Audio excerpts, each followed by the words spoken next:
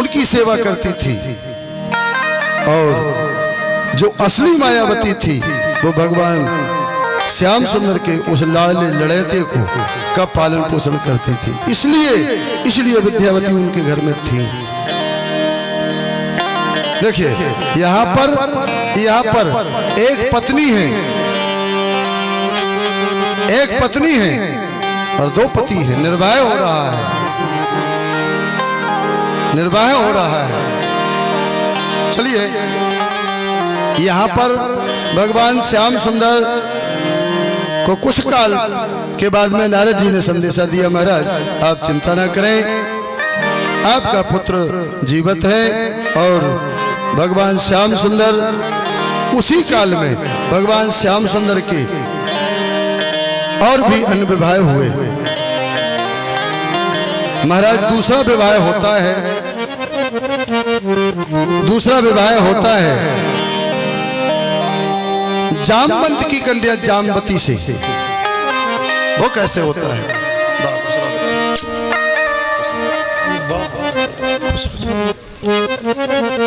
जामवती से विवाह होता है दूसरा।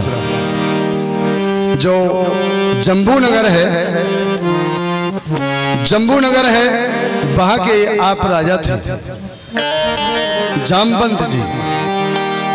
कैसे होता है? इसलिए होता है वो एक महाराज सत्राजित थे। सत्राजित की पत्नी थी विमलावती।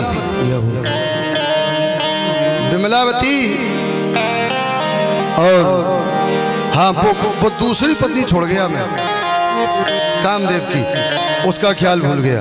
यहाँ पर बहुत अच्छी विद्युत समाज है कामदेव की दो पत्नी हुआ करती थी। क्योंकि ये कथा इस प्रकार की होती है कि क्योंकि कथाकारों को अधिकांश में समय नहीं होता, इसलिए विस्तार नहीं होता है। इनकी पत्नी का दूसरी पत्नी का नाम था कर्णोत्पला। इनकी दूसरी पत्नी का नाम था।